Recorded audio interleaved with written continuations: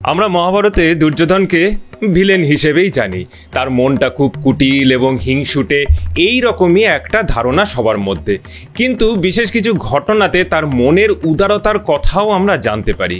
কৃষ্ণ আর অর্জুনের সখ্যতার কথা তো সবাই খুব ভালোভাবেই জানে, কর্ণ এবং দুর্যোধনের মিত্রতার কথাও কিছুটা জানি। কিন্তু তার গভীরতা এবং পারস্পরিক বিশ্বাস এবং সম্মান কতটা ছিল সেটা একটা গল্পতে জানা যাবে।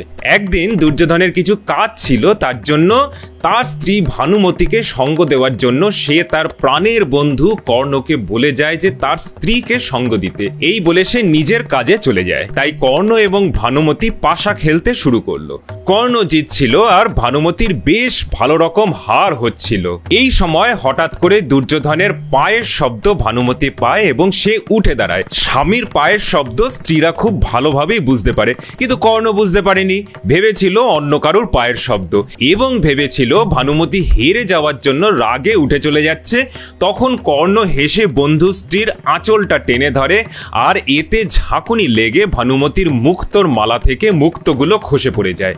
আর সেই মুহূর্তেই দুর্যোধন ঘরে এসে প্রবেশ করে। যখন সে দেখে কর্ণ ভানুমতির আঁচল ধরে টান দেওয়ার জন্য ভানুমতির মুক্তোর মালা ছিঁড়ে খুলে পড়ে আছে।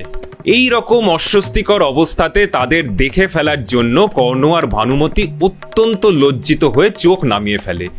কিন্তু দুর্যোধনের মনে কিন্তু কোনো রকম সংশয় আসেনি যে তার স্ত্রীর সাথে তার প্রাণপ্রিয় সখার কোনো রকম লুকোনো সম্পর্ক আছে।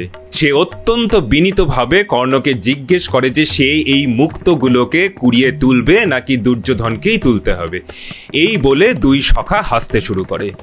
এটা প্রমাণ করে যে দুর্যোধন মহাভারতে ভিলেন হলেও স্বামী এবং বন্ধু হিসাবে তিনি কিন্তু একদম সন্দেহপ্রবণ ছিলেন না, আর তার মনটা ছিল এই ব্যাপারে একদম কালিমা মুক্ত। আর এটাও আমাদের শেখায় যে কোনো মানুষকেই কোনো রকম একমাত্রিকভাবে বিচার করাটা অনুচিত। একটা কোনো বিশেষ পরিস্থিতিতে কোনো একটা মানুষকে খারাপ বা ভালো মনে হলেও অন্য একটা পরিস্থিতিতে কিন্তু তার সম্বন্ধে আমাদের ধারণাটা পুরোপুরি বদলেও যেতে পারে। তাই কাউকে একবারে ভালো বা খারাপ বলে দাগিয়ে ফেলাটা ভুল।